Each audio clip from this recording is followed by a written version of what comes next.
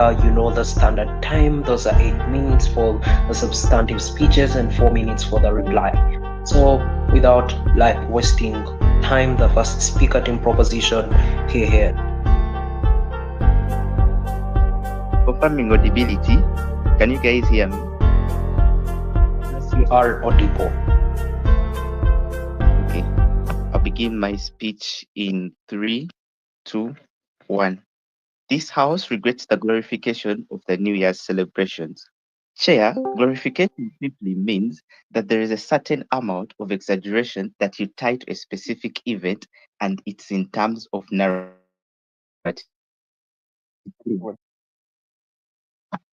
Excuse me. Okay, so as let me continue. Our stance is clear as the team affirmative. We feel like the regret, and this is for matters of clarity, isn't for the crossover itself, but it's for the glorification of these celebrations that we hold when crossing over to a new year. We feel like this glorification ties a certain exaggerated amount of happiness to this celebration.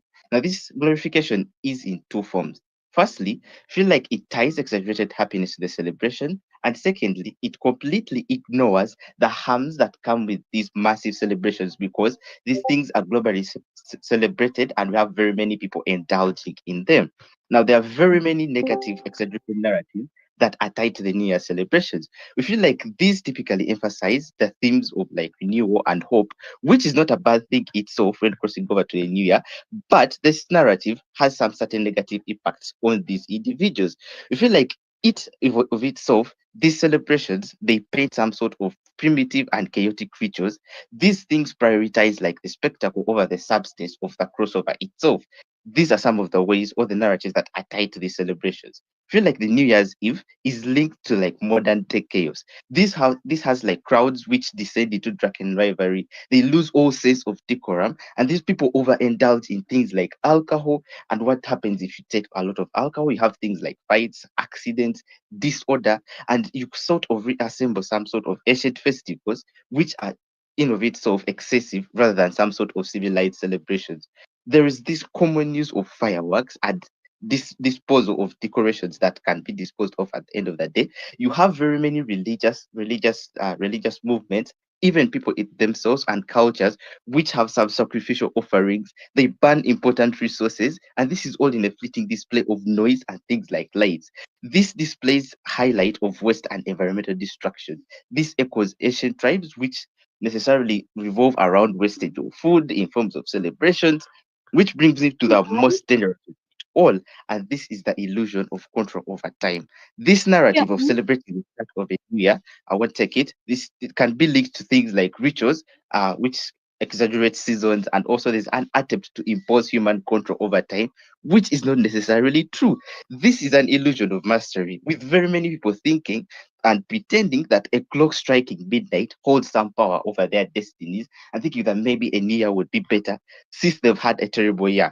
We feel like when you view this from like a more civilized lens, these New Year celebrations are depicted as ritualistic, wasteful, and echoes of ancient superstitions.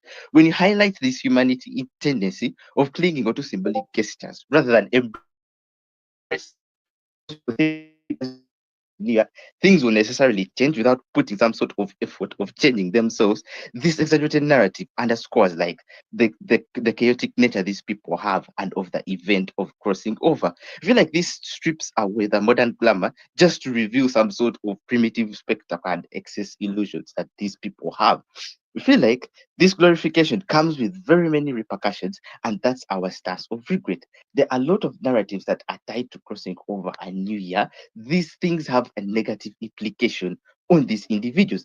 Firstly, through the sort of characterization I've given, and that's completely ignoring the harms that come with these New Year celebrations. You have people having public display of fireworks globally, not understanding that currently we are fighting like climate change, and necessarily fireworks like perpetuates the problem itself because this is like a high release of carbon dioxide. So it's quite funny that us celebrating and welcoming some sort of new year, we choose to destroy the earth more. And this is because of the narrative that glorifies these sort of celebrations and feels like they should be celebrated in such a way. These unrealistic expectations usually come with this the glorification. I feel like there's also pressure to celebrate because society promotes some sort of extravagant parties, fireworks, and social gatherings, and they consider this the right way to celebrate, right? So this makes people who prefer simple things and evenings feel out of space, and at the end of the day, they're often forced to indulge into these primitive sort of celebrations because there's a sort of narrative tied to it. There's also some sort of post optimism because there's an expectation to feel joy and hopeful. These things alienate those who have struggling emotionally, financially, or socially because society feels like everyone should be happy on that day. Now we feel like the celebration, it's all the crossover itself, that event isn't something that is necessarily bad. People should be glad for making it throughout a year. But this glorification creates some sort of divisionism among these individuals because we know that those who consider themselves woke, they feel like this isn't something that should be celebrated because you're crossing over to your new year and that's one step towards your death. Okay. And also you have some other people who are extravagant and celebrating in ways that are not ethical and civilized. This sort of exaggeration and glorification comes with financial pressure. This push for lavish parties and fancy outfits with expensive travels, with financial burdens and from societal pressure, most people are conformed to these things which are necessarily beneficial to them. So for those who are already struggling economically, this is something that is terrible for them and society alienates them. Even for those who are not, we feel like they perpetuate some sort of wasteful nature, which isn't necessarily important at the end of the day if you come to realize. I'll take a POI. Is there Um, anyone with the POI? why are these harms exclusive to New Year celebration only? Oh, it's because of the narrative that is tied to the New Year celebration. Okay, I think that answers your question.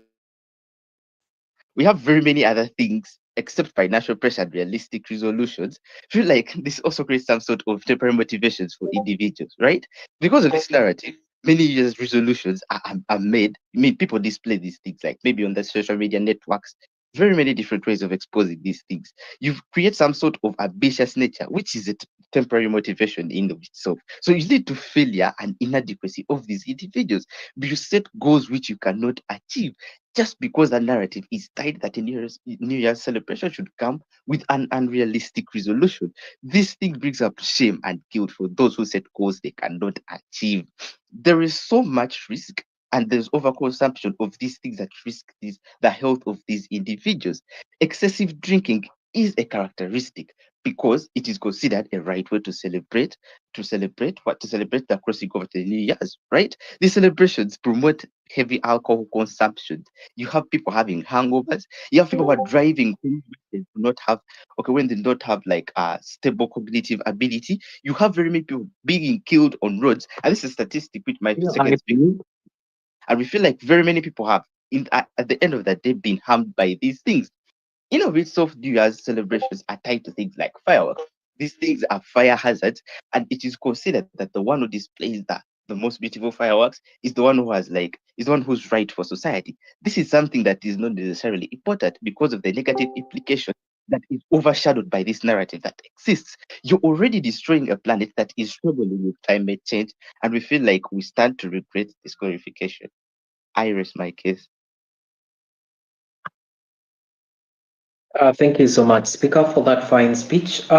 Maybe it's I forgot to say this. It's my culture that whenever, like, I'm judging, I don't often love opening my mic to tell someone to speak. So when a speaker is done, feel free to step on the floor. And also, most importantly, ensure that you all do the timing. Do not ask a speaker, a POI, when it's protected time. First speaker, up here. Am I audible? Yes, you are. Lovely. Before I begin my speech, allow me say happy birthday, Wright. I absolutely love you and I can't wait for your whip speech. I'm beginning my speech in three, two, one. Chair, for over centuries, we have had countless celebrations of New Year's, like Chinese New Year's, Diwali for the Indians, and Nowruz for Persians. This is because of the profound cultural, social, and personal significance that fosters unity, reflection, and hope.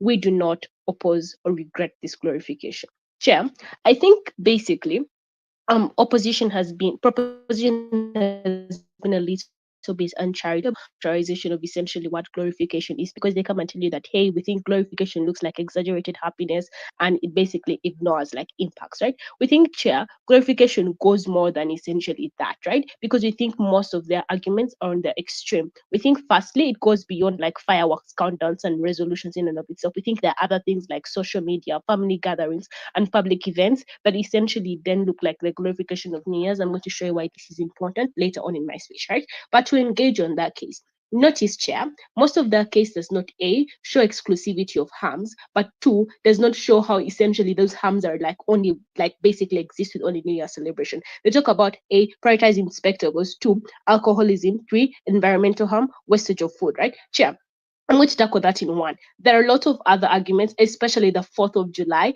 that has more fireworks, right? So the argument is because people take alcohol on Christmas, we should not essentially celebrate the birth of Jesus Christ, or because people are going to get drunk on independence, we should not essentially celebrate Ugandan independence Day. We think that is a flimsy argument. It should not fly in this particular debate because A, it's not exclusive. Two, it's not reason enough for you not to like celebrate something, right? Two, they talk about control of like environmental harm in and of itself because of like the whole idea of like celebrating, right? Chair, notice environmental harm is again not exclusive, right? But two, they don't show us as much impacts as like having fireworks on like once a year is going to essentially lead to global societal doom at the end of the day. We don't got that mechanization. You can't like credit that argument. And then basically A, the pressure to celebrate, two, extravagance, and three, the resolutions. I'm going to show you why A, the pressure to celebrate is necessary, and two, I'm going to essentially show you why that extravagance is essentially not something you should do in this debate, right? But first of all, on the idea of resolutions,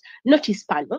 I'm going to show you within my speech and my case essentially why we need those particular resolutions, even when they're unrealistic at their worst and even when they're realistic at best. But secondly, they say that, oh, we should not glorify the celebration of New Year's because we need to essentially people are going to like make no resolutions they can't achieve. One simple question: when then should they be able to make these resolutions? We think that the New Year's is the best time to do this, right? Gotcha. Onto our case, we think they've been a little bit uncharitable to characterize what New Year celebrations symbolizes in and of itself, right? We think A, it symbolizes like renewal and rebirth, two, new beginnings, closure and release, and self-reflection. The impact of this is that within the glorification of these particular things is then a widespread narrative and a widespread notion within society at all to recognize these particular things. I'm going to show you why that is essentially important, especially for the society we then have within like status quo, right? We think there's a reason why these particular things exist, right? But then, Chair, to have like a more engaging and a more realistic debate, we need to look at society at whole and engage on the spec of what society essentially looks like within status quo. We think one, we're having an entirely unproductive like society within status quo, right? With majority of the youth like essentially choosing to opt into staying at home and doing these particular things, right? We look like we are having a society that is basically disencouraged and disincentivized to do work because of like things that happened like especially like 2 or 3 years back, right? We're looking at the post-COVID society. We're looking at people who have some sort of like no hope for the future. There's basically like no incentive to essentially work hard at the end of the day. We think largely that is essentially the society that needs this particular glorification of New Year's. I'm going to show you why in one argument Berack is going to extend, right? Sure. We think because of this, there is a constant need for hope. Notice, panel, the premise of this argument is that with the glorification of New Year, with the push of this particular thing, there is some certain hope that is ignited within society in and of itself because of what New Year's essentially symbolizes, the whole idea of renewal and rebirth, right? We think this is essentially true because of the nature of society that then exists. We think that things like anxiety, things like depression, we think like opposition argues, like the proposition argues that these are people who have had an entire bad year. We think essentially this is something that then leads to poor mental health. It disincentivizes people to work hard. The premise that the impact of this is to show you that why the glorification of New Year's essentially symbolizes hope for them. It symbolizes a new beginning for them. The impact of this is like basically on a threefold, right? One, on individual. We think at a point in time where you're forced to make this New Year's resolution, where you're forced to do these particular things, there is a certain aspects of yourself that is basically showing to you that there's something new that you need to do, right? We think it doesn't look like just writing resolutions. We think it looks like writing resolutions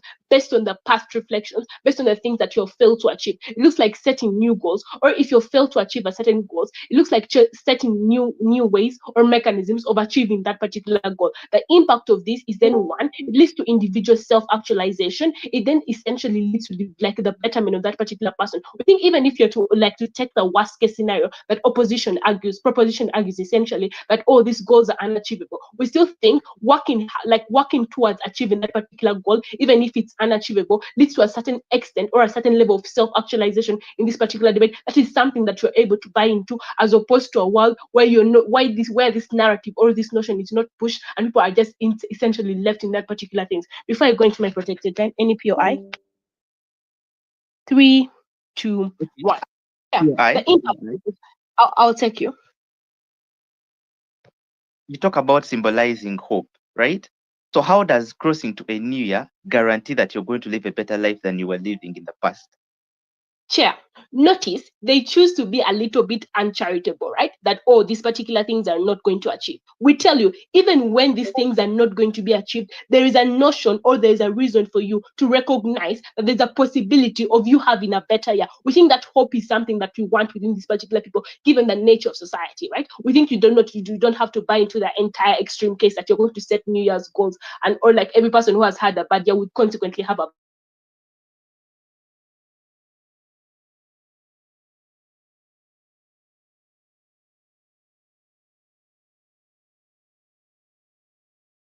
the day. We think there's a bigger or broader spark of like impact on society. This looks like every single individual is working towards achieving something, whether big or small. Notice, Chair, these particular resolutions do not have to be extreme. This essentially looks like, I've been an academically poor student, maybe I've been a C student, I want to be a B student next year, or I want to be an A student. Essentially, it looks like someone who has started a business wanting to thrive more or achieve a bigger customer base. The impact of this is you have a more productive and a more cohesive society that is fun for everyone to live in. But then last but not leastly, on state essentially, so we think when society at a whole is inherently productive, there's a certain idea that essentially then it brings like towards like state in and of itself, right? We think that it then leads to like a unidirectional growth between these particular people, because we believe that the growth of the people essentially leads to the growth of the state, right? And not here, lastly, to engage on that most films arguments that you don't think I forgot, is the whole idea of extravagance and people are going to spend money that we don't have. We think the glorification of New Year's essentially starts from the beginning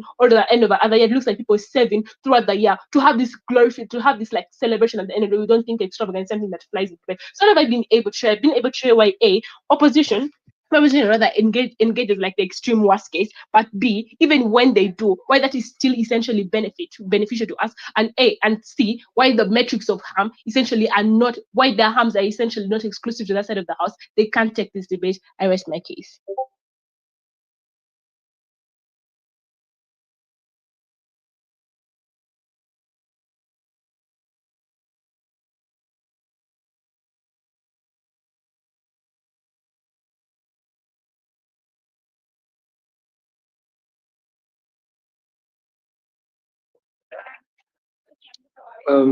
Like I earlier stated that I shan't like continuously open the mic, as I can speak at in proposition whenever you're ready. Yeah. For starters, I think I'll just know when my time is up in the chat space so you don't open your mic. Yeah, okay, cool. I'll start my speech right away. I think something that's very important to understand is what glorification precisely is like and what we are glorifying versus what prop is rooting for. I think in my understanding that debate is most probably at a point in time where prop is rooting for the importance and significance that the New Year's has on people. They root for things like the New Year's being a symbol of hope and all this sort of thing. But we think that ideally is something that is existent. We think the debate should be about, even as the New Year's is very important to people, then why then are the celebrations that come with the importance of the New Year's probably supposed to be regretted in this sense? But then still, I think what does glorification then look like in this sense? We think that glorification exacerbates what the importance of the thing is in the first place. Glorification makes people acting in that period of time is people of understanding that maybe because New Year's is such an important time and that celebrations are a very important thing and a very big thing to do, it is okay to go all out, to go all extravagant. I think we look at what opposition gives us. They talk of things as a need for hope, renewal, and rebirth and things like that. We think that the idea of need for hope does not give us logical basis to root for them in this sense. Why? Because we think that in the first sense, people could probably have hope, or the New Year's could give people hope. The problem particularly is, what do people actually do on New Year's? We think that people in status quo most probably make plans for the New Year's that they don't fall out through. People make resolutions because they think that that is what you're supposed to do on New Year's. Because of the glorification, people just get the need to inherently do a certain thing or make certain plans. The problem is that these people probably do not go for those plans. What actually happens on New Year's is that people go all out to extravagance. They say things like people save up throughout the whole of the New Year's. That is an even bigger problem, because if people save all through the 365 days and decide to spend it on the very last day, it is bad, because all the money they have rooted for then goes to a couple of fireworks or a couple of beers at the bar, and that is still bad. So the idea of extravagance still stands, but then also still on the idea of the celebrations versus the importance, and then how society is productive. We don't understand how we guarantee necessarily that because you glorify the importance of the celebrations during New Year's, and not even the importance in a particular sense, you get a productive society. We think that at a point in time where very many people set New Year's resolutions and they do not fall through on them, we cannot guarantee that with the glorification of the celebrations one in the first place, we can still have a productive society. We think that probably is a problem with the people, and then not in that particular sense something that should be into nice debate. But then still, we move then down to their idea of why particularly the New Year's, on how exclusive probably Prop's arguments are. On the idea of why it is the New Year's, even when they bring arguments of Christmas and Diwali and all these things, these are celebrations that impact a certain group of people. One, we think Christmas is largely by Christians. We think Ramadan and Eid and all those things are for Muslims. And these different groups of people hold these things, sort of important to them, and the celebrations in that sense. We think New Year's is a very global thing, and we have 8 billion people attaching importance to this one particular day. So on the idea of why particularly New Year's is because the New Year's is a point in time where we have the most numbers of people then rooting for those things in the first place. And then still, what happens with the glorification of New Year's? For one, we think that the glorification of New Year's heavily underscores the problems that come with these sort of celebrations. What is characteristic of these celebrations? Something that OP doesn't give us is what these celebrations are actually like. Instead of things like, even aside things like personal resolutions for the New Year's, or even aside of things like spending time with families, these celebrations are characterized by extravagance. Is you and going out and going all out and partying and having fun. The idea behind this is that we have people living in a world where they think that New Year's is the most important thing, or these celebrations are very important and there are things that need to be done. What happens then is they heavily underscore the impacts of these celebrations. We'll show you one, that when people overvalue or when people glorify the celebrations that come with New Year's, it becomes inherently a habit to then sort of glorify any sort of celebrations. I give an idea. In this particular sense, when people add a lot of importance to the New Year celebrations, it becomes human nature to use that most probably as an excuse to go party or to spend a lot of money in that sense. We think that the importance of New Year's, or the importance of what these people should do and their resolutions and their personal growth, is then degraded, because what people use New Year's for ideally is for celebration and things like that. I think I'll take Berack's POI. Right. So the question is, what exactly is your metric of regret for glorification? Is it that people need reason to party, or that people cannot generally party on any other day?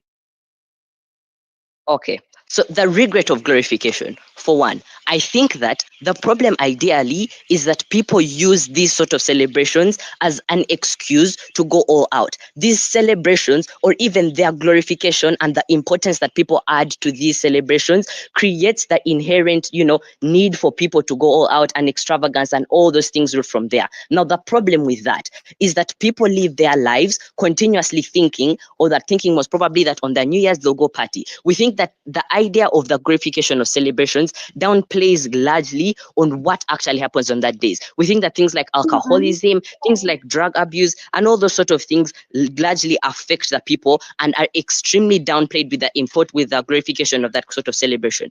Still, on the idea of celebration versus importance, which I think is ideally very, very important. We think that the New Year's is very, very important, and people should continuously attach sort of importance to this particular day and the whole idea of rebirth and all that. The problem is with the celebrations that come from this, because when New Year's comes, it gives people a reason, or it gives people enough reason to go to the bar and do all these sorts of things. So when you glorify those sort of celebrations, you give people the need to spend even more, and in that particular sense, I think that the debate should not be graded down to what particularly the importance is in that particular regard and all that sense. Still, on renewal and rebirth, which I think is ChatGPT, I think ideally those particular ideas are still on the importance. We show you that ops case necessarily goes down to the importance of New Year's and how it is important for people, which is okay. The problem we have is with the importance that these people attach to those sort of celebrations and their glorification.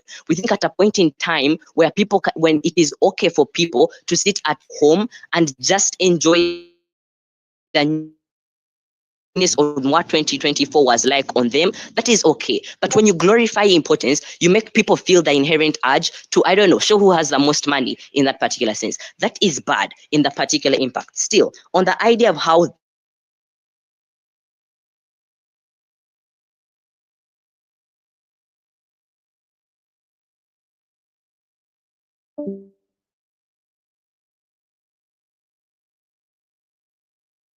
celebrations in that particular instance and how they're bad. Thank you.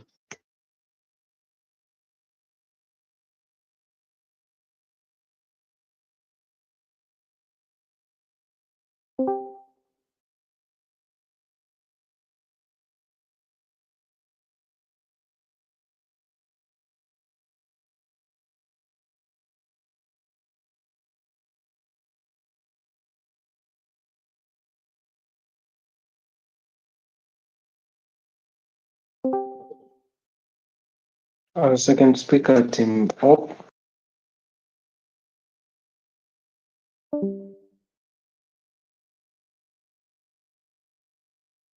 Right, someone should confirm to me that I'm audible, and then I'll start right away. You are audible. Sure. So I'll start right off, right?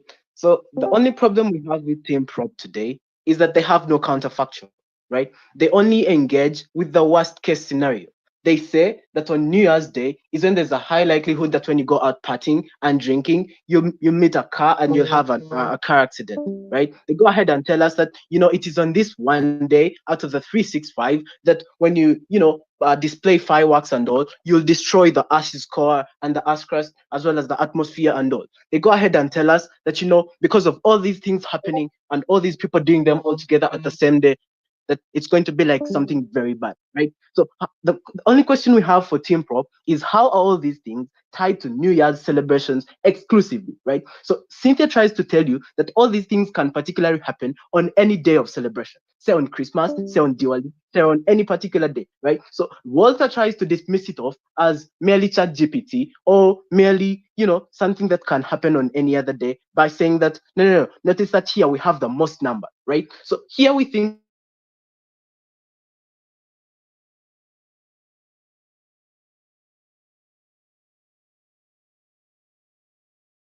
doesn't really guarantee that all those bad things are going to happen magically because everyone is doing that, right? But then again, if we can prove to you that this kind of lavishness and this kind of spoiling yourself for just one day out of the 365 is a good thing, then we rank above them. But then secondly, they tell us which I feel that is the only arguments that make sense, is that humans tend to assume that they have control over them, right? So when they argue for that, they say that by people making New Year's resolutions, that basically they are saying that we can take control of time and we know what exactly we should expect as as the year goes on and on, right? So we think that even whether or not these New Year's resolutions come to see the day of light, the whole idea of like making them, the whole idea of sitting down and planning for the year is something that is very good, right? And even when these resolutions do not come to see the day of light for reasons like, for instance, some people die, for instance, some plans change, for instance, many other things can happen along the way and come like he goes as well.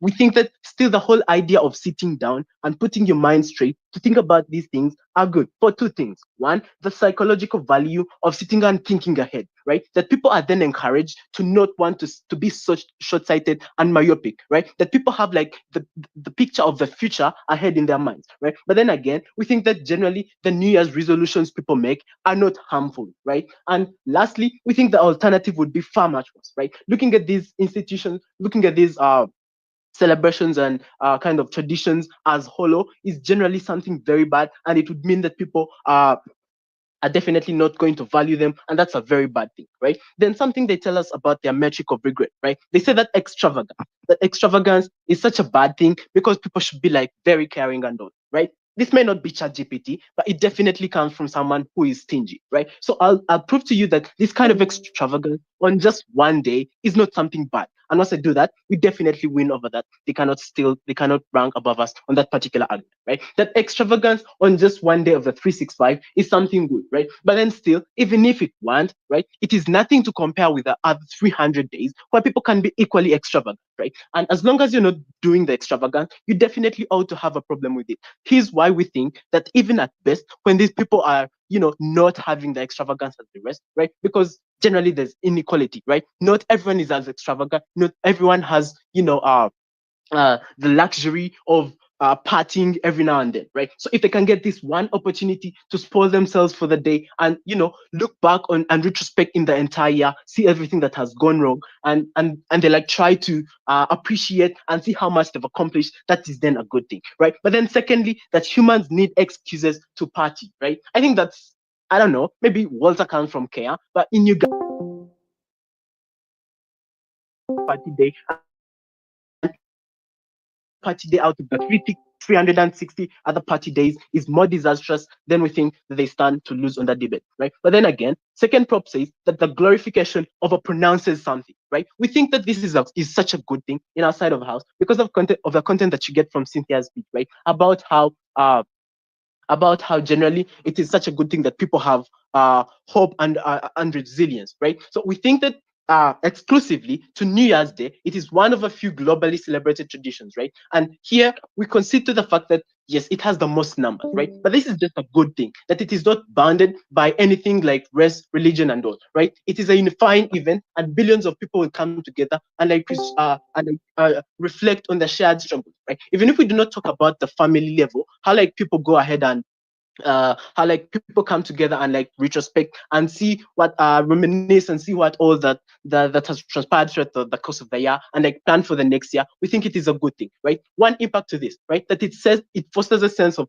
collective resilience, especially in challenging times, right? For instance, when you consider how the New Year celebrations in 2021 symbolize global hope after the hardships of COVID-19, right? But then again, we contrast with the proposition, right, that while they focus more on the individual failures, right, we highlight more on the collective strength that emerges from the shared collective and kind of collective coming together to like see these things through, right? But then again, we'll go ahead and make an argument on how it is like good for you psychologically, right? That far from being harmful, that the glorification of the New Year's provided much needed psychological rest, right? That the human mind thrives on symbolic milestones that help us to frame time and set goals, right? The goals which they say may not see the day of the day. The light of day. We think even sitting down and making these particular goals is something that is very good, right? But then again, they go ahead and tell us that that there's things like alcoholism, pressure from society, and yeah, I think that was from first speech that there's a high, too much massive waste of money and time, and right. So we think that these things are like symmetric for all other celebrations, A. But then B, we think that these things are not happening for the first time in the year. But then thirdly, we think that if someone opens the year, even if they were like the worst things and something bad really happens, which is something that we have no control of, it would then be something good. Say that even if someone like had a car crash on like their first day, like that would be like that would be like a lesson to the rest of the family. That would be like a good way to start the year, because then all these other people would like go ahead and see how bad that was, and like better plan or do something better, as opposed to like having the same trend. But then lastly, about the cultural significance, right? We think that that even when proposition argues that the New Year's glorification is generally like a tool of commercialization, right? We agree that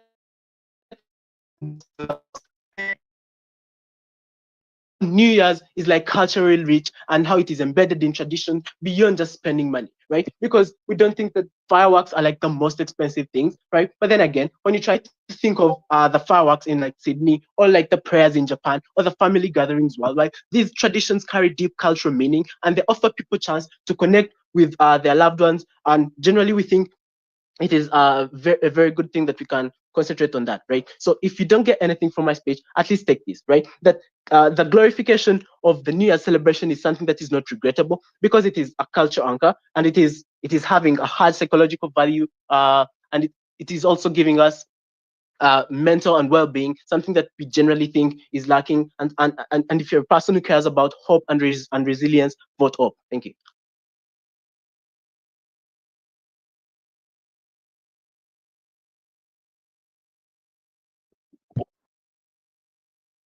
Confirming audibility.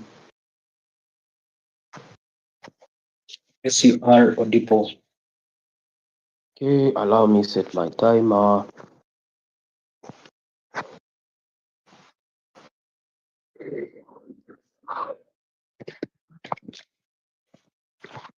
For those who had birthday wishes for me, thank you so much. I am glad. And anyway, my speech begins in 3, 2, 1. 2 points of clarity in this particular debate. Firstly, that we define glorification as 1, exaggeration of happiness derived from the celebration, and 2, the ignoring of the harms with which the harms and failing to provide a solution to them because we're simply ignoring them in this particular debate. Secondly, on the exclusivity of harms that is brought up in the debate in their first 2 speeches. We must understand that no harm is entirely exclusive. That means that the harms of consuming alcohol are similar to the harms of drug abuse. The harms of being broke are similar to the harms of being unhealthy, and etc. The only kind of exclusivity we can provide in this particular debate for New Year's celebrations is the fact that the magnitude of the harms in themselves is unprecedented or cannot be viewed in a miniature glass. We must understand by definition, the New Year's is celebrated by masses of people. So to compare it with Christmas, to compare it with Easter, to compare it with Eid is like comparing an elephant to a rat. Because in comparison, generally, a lot of people are participating in this, a lot of people are rooting for this, a lot of people have saved the income for this, a lot of people are on pressure to provide for their families in these particular celebrations. So because it is done by not just millions but billions of people, and it is not restricted to any kind of faction, then the impacts in this particular debate are not we cannot say that they're not exclusive in the debate, and simply because it's magnitude, then we must take it for what it is. The clashes in this particular debate, firstly, on their first argument by the first proposition speaker, which is the society's need for hope. How do they analyze this argument? Firstly, they say that these people have had most likely a bad previous year, or they have suffered some kind of calamity or etc. And maybe they have poor mental health because of the situations they have encountered throughout the year they have been in. And what they try to link it to generally is hope, that these people are going to gain hope from the celebration. I think there is no logical link between these two things, because the moment you have suffered a year and suffered another year and suffered another year, simply because, and with the narrative that this is my year, because we know that most people in society say this is my year, and by the time the year is ending, they can't wait for it to end. So there is some sort of disillusionment, because their analysis leads to the disillusionment of the people, that they change on the clock, changes the situations that they're in. So by result, the analysis doesn't fit the claim. Secondly, on still then on the link to hope, assuming that this link to hope was true, if there was a certain form of hope derived by these New Year's celebrations, derived by people that are high on drugs, derived by a certain group of people high on drugs, derived by a certain group of people that are watching fireworks, derived by a certain group of people that are partying, that are having fun, that are having discussion that does not really lead to their productivity because they're trying to look for fun. At the end of the day, the hope in itself is acquired by a small group of people or a limited group of people. And then still, if this hope is acquired, most people do not follow it through. We've seen people go for gym subscription on the 1st of January and opt out on the 4th. We have seen people go for write down their goals for the year, and at the end of the day, you tell us that these people have had bad encounters in the year and they need a sense of hope. So at the end of the day, that means most of these goals have not generally been achieved, of which then the argument is unrealistic. Lastly, why is it necessary to have this kind of argument? If let's say that these people had hope and that it is a necessity for people to have this kind of hope in the New Year's, then at the end of the day, we do not really gain. As they say, in their metric of comparison, there is no exclusivity to what gives people hope. Because if the New Year's can give people hope, then Christmas can give people hope, then Easter can give people hope. And on analysis in their kind of narrative becomes generally a contradiction. Just ignorance of harms and this failing to provide the solution to effective solution to these particular harms. Firstly, in this argument, they're uncharitable. They acknowledge no harms whatsoever that come from this New Year's in their first and second speeches. They only acknowledge the particular gains that they try to prove in the debate to be relevant or to be relevant to the groups of people that are being affected by these New Year's celebrations. So at the end of the day, we do not think being uncharitable in this debate is exclusive on our end. They have been uncharitable with their arguments. Secondly, you look at the alcohol and drug abuse, you look at the social pressure and unrealistic expectations. We must understand that when someone is abusing drugs, they are linking themselves to a chain of events that has had bad effects on a certain group of people. Because we know drugs are got from plantations, we know drugs are sold by cartels who fight day in, day out. The youth are dying on the streets because of these particular drugs and the drug trade generally. We look at the addiction and what it does to people and how it reduces their value as a human resource in society and etc. So the fact that they ignore these particular harms and where these harms themselves are coming from, then they concede to the fact that we will assume that they concede to the fact that these harms exist and that people are ignoring them and thus not providing suitable solutions for them. And in result, then people are ending up suffering these harms on New Year's celebrations. Harms like let's look at, I think I will explain or expand one of them. Let's look social pressure and expectations. That means that I expect to have a perfect party. I expect to have a perfect party and I will organize it and I am going to fund it. And the people around me are going to expect the same. Maybe I'm the head of a household. Maybe I'm certain gifts. My kids want fireworks and etc. So at the end of the day, I am having an expense that I would not really do or that I would not really concede to, but I'm still doing it, despite the kind of economic situations that exists in the world, where the fact that the world is dominated by the poor and middle class who really put in their mouth and as a result really need the resources that they can gather. On the response to their rebuttal that this argument isn't, they assumed that the worst case scenario, that we assume the worst case scenario of what could possibly happen. We're not assuming the worst case scenario. We're simply pointing out to you that these are the harms, and in the debate, you're ignoring these particular harms like the people do on New Year. Lastly, on sitting and thinking ahead, and these people doing this because of the celebrations. I think that is an unrealistic argument. Why?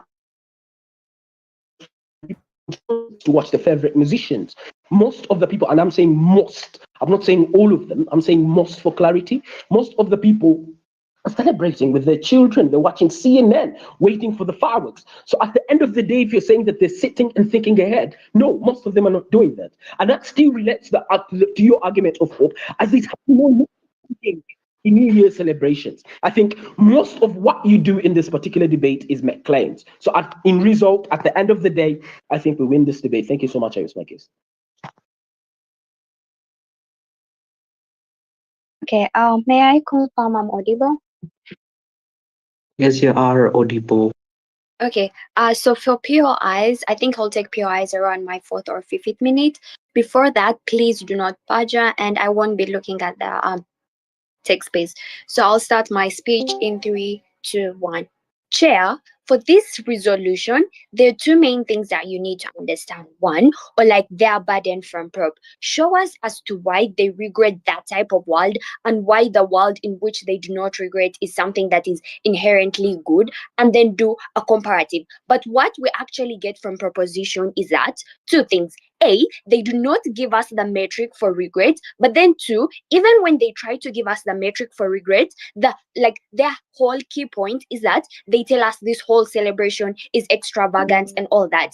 Understand two things. We think all celebrations are like already extravagant, and this depends on the individuals. So I think already that pushes them out within itself. But then also secondly, what we don't get from their side is that they only do comparatives in their worst case. But then understand, for regret motions, it's like a harm versus a benefit analysis on a comparative level. So already they lose out on team burden, right? But then secondly, in my speech, I'm going to do comparatives and then show you best case versus worst case.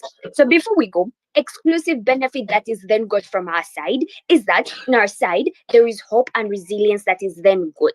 This simply means, and then I show you the point of clash, which has been like hope that has been running throughout the whole debate. This simply means that why is then hope something that is important, and why is it true? Three things. One, we think that hope is a driving force for people within society. This simply means that even if so many bad things have happened within the past year, but then now this is a new year. This comes in the characterization or framing that Lamaro tells you. This means that simply people are now having a new start, are having a new way of entering their new year and having resolutions. Then this simply means that they're having a positive outlook within their society and having stress free. This simply means that at the end of the day, what happens is that people are like sort of forgetting their past and now being optimistic within the future. We think being optimistic in our world is something that is very important, because this then encourages change.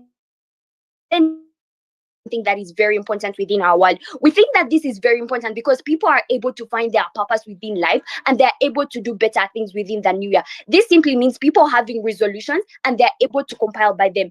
This happens that even if they are not able to abide by that, but we think that already that positive mind look or like that positive outlook that they have within society for the new year is already something that should keep them pushing for that 12 months that are then ahead. Even if proposition argues that, hey, that hope is only within a few people, we think that even those few people really matter at the end of the day, rather than in their world whereby they're only having the extreme ends that we do not even think that only apply to the New Year's, right? But then also understand that hope is something that is very detrimental in someone's like sort of mental well-being, because the time that you have hope, you're being optimistic for the new year. And understand that this glorification then becomes very important because of the characterization that we give you, that this simply means there's going to be widespread importance for everyone. This simply means at the end of the day that everyone is actually attaching importance to the New Year's. What happens in prop's entire world is that if you do not actually glorify it because of the minor things that they actually give you, this simply means people do not have even an incentive for entering the New Year, because they think, after all, it's something that is not important in their world, right?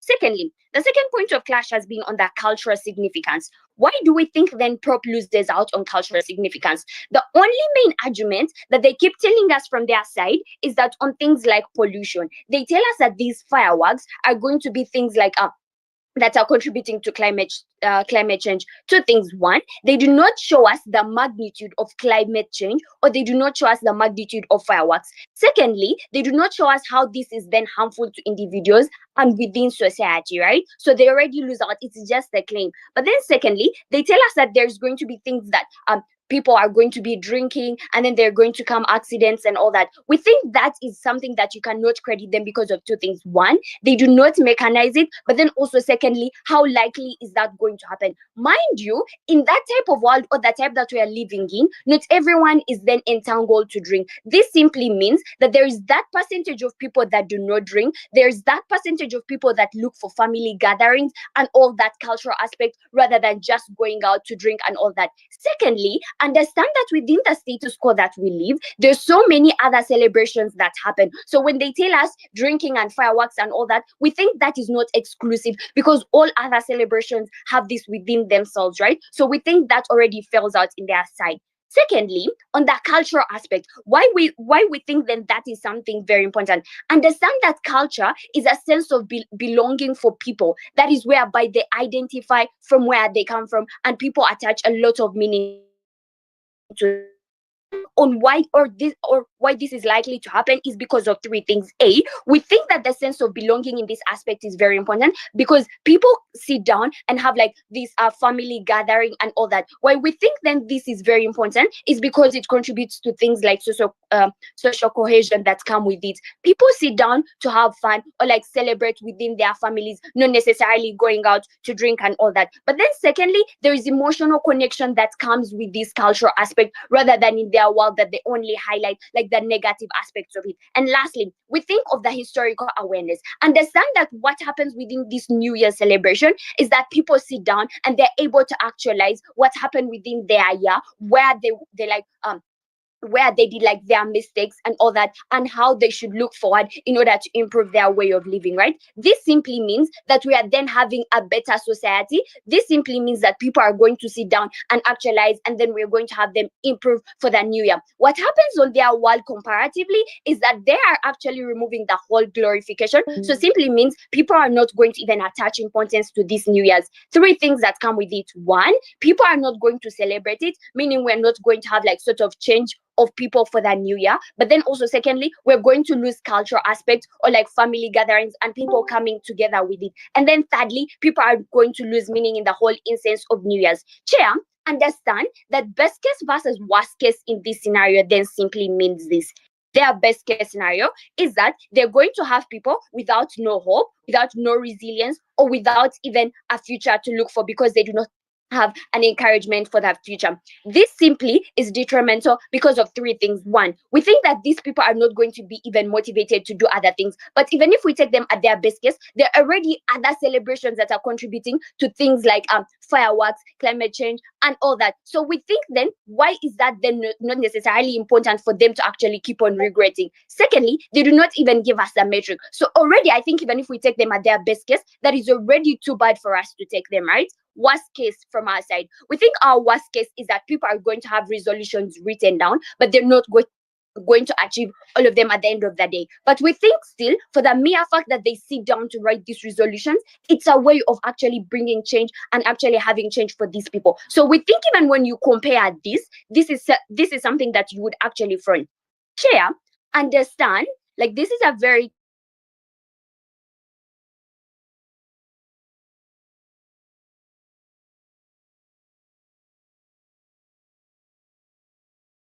about drinking, and their whole premise of the argument is that people are going to drink and then accidents happen and all that. But they fail to show us the magnitude of that. But then also secondly, they do not show us as to how that is then the metric for actually regretting that glorification. Whereas on our side, what happens is that we show you glorification simply means it's widespread and everyone is actually acknowledging it. This simply means that the premise of our argument for regretting it was harm versus benefit, which their best case was that they were only having the harms that then existed within society. So with that, I beg to rest my case. Okay. Again, this speech is for Wright. Happy birthday. I've started my speech in 3, 2, 1. Chair, we think Walter's failure to understand my characterization should not be the reason why we lose the debate. He says we only engage on the particular benefits that then are accrued to like New Year's. And he says that glorification looks like the exaggerated happiness in and of itself. I think from fast speech, we are able to show you that this exaggerated happiness and glorification of New Year's then spreads the notion that New Year's should be celebrated within a vast majority of people to different people. That is why we essentially propose this. I mean, do not regret it, right? I think the reason why proposition loses out on the debate from fast speech, and this is just on strategy before you even engage the matter, is A, on the inability to give us the metric for regret in and of itself. We think largely they just come and tell us that, or we think essentially New Year's is the glorification of New Year's is like exaggerated and is something bad. Notice they fail to mechanize how this is essentially exclusive to their side of the house, but secondly, they fail to inherently show engage the counterfactual side of the house. And I think this is the second reason why they lose out, right? We think they don't essentially show us the counterfactual that exists, which is necessary for regret motion. If you don't glorify the celebration of New Year's, what then exists from your side of the house? We think this is something that Walt and Wright could have answered if they'd accepted any of our POIs, but sadly they didn't. They are lost. So, Chair, on that particular matter, right? They come and tell us that, or, hey, A, we think this particular thing leads to exaggerated like happiness associated to New Year's. People set goals they can't achieve. People essentially have like climate change impact in and of itself. There's some sort of like alcoholism that exists. I think Berack does enough to show you that if you're an alcoholic, you don't need New Year's to become an alcoholic. And two, there is no metric of weighing to show me as why excessively drinking of alcohol on New Year's every year is going to become a bad issue. Secondly, on the climate change impact, again, Hermon shows you, and I do from my first speech, to show you essentially that fireworks are things that are not exclusive to New Year's. Their only engagement to this is that, the difference is that the entire world why this is an issue if it happens once a year. We think the harm that they bring can then be mitigated. And then the only flimsy response we have on the whole idea of like hope and resolutions is Wright comes and lies to us that, we think these resolutions are going to be made by A, drunk people, 2, people who have been on crack. We think that if he makes his resolutions when they're high, there's not when he's high, that's not an assumption enough to show essentially why everyone is going to be making resolutions when they're drunk or high. We think essentially resolutions are made when someone has done some sort of like ample reflection on their particular year essentially, and then there are certain things they want to achieve, right? We think New Year's is just a stepping stone to put those particular resolutions into play. So, Chair, what essentially do we bring to you in this particular debate, and why do we win, right? We think firstly on the whole idea of glorification given status quo, which proposition fails to engage in, by the way. We think that there's essentially need to push everyone to celebrate New Year's in and of itself. Secondly, on the whole idea of hope, we think the only flimsy response they bring is that, you're giving people hope of things they can't achieve. I think I did enough legwork in my first speech to show you essentially, even when you can't achieve these particular things, there is an inherent benefit that is accrued from working towards achieving that. We think that is something that they fail to engage in. So what do we give you? I think one, we are able to show why New Year celebration is something that we need to celebrate.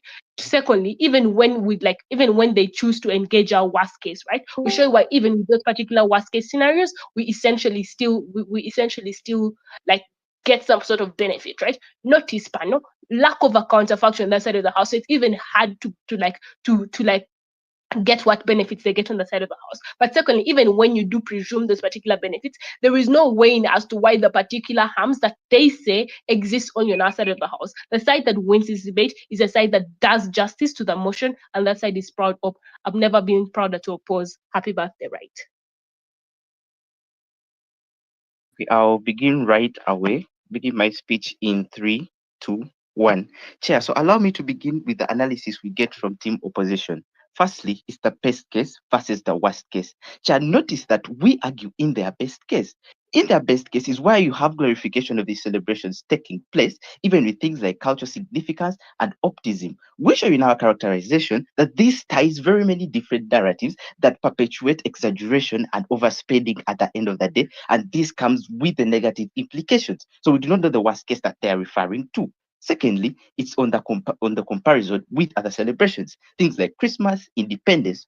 We show you that this New Year celebration is on the global scope. So which means that the negative implications that come with the New Year celebration happen on a global spectrum. This goes ahead to show you that more harm is achieved, or more harm takes place on these New Year celebrations as compared to other celebrations, cultures and things of that sort.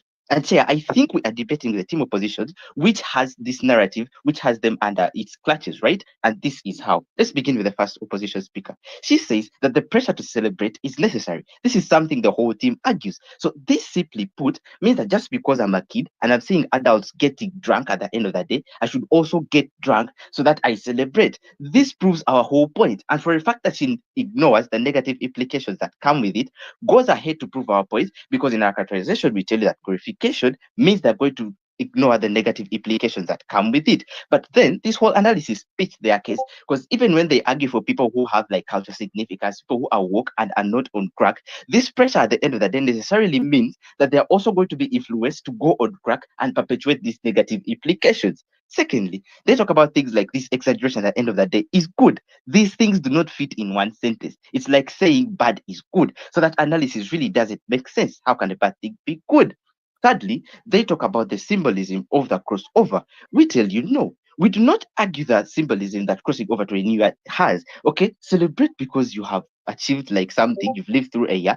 Make resolutions, right? What is bad is that at the end of the day, you're going to go and take alcohol, you're going to spend money which you do not have, you're going to perpetuate climate change by celebrating using fireworks. It will eventually have to catch up to you. These are the negative implications that people ignore because of this glorification. But even taking them on their best case, they tell us to be charitable by an illusion created by human beings, because time is an illusion and it's a human contrast. That is something we can't be, that is something we cannot be charitable to. Thirdly or fourthly, they talk about things like this one day versus other days that are in a year. First of all, you need to understand that we tell you that very many bad things happen on this day. People lose their lives. I do not think this opposition team understands what toll it has on you if you lose someone just because they were knocked by a drunk driver who was celebrating on a New Year celebration. Chair, understand that we do not argue the importance behind crossing over to the New Year. We feel like this glorification ties the narrative of over exaggeration, even with things like cultural significance in place. We tell you that these things are exaggerated. You have rituals being created. You have things that damage the environment. You have people doing bad things on this day, and they choose to ignore them just because of this narrative that exists in this particular case. And the comparison we give, we feel like the world would be a much better place if this glorification wasn't there. If people made resolutions and do not go to bars and drink and become hooligans and do not like sort of justify doing bad things all in the name of a celebration, the world would be a much better place. But even with these things in place, even people trying to be better in the coming year, they choose to do bad things on a particular day, and it costs them a lot. This is where we draw the line and choose to regret this glorification of pause, rest my case. Okay, thank you so much, Speaker, for that fine speech, and that brings an end to this interesting round. It was round one, but sounded more like round seven because of the fire that was coming on from prop and op. I shan't really need to say a lot. I wish you all the best in the other rounds that are coming. Hope you're aware that this is a silent round, and to the other rounds that are coming through, continue to give off your best, and surely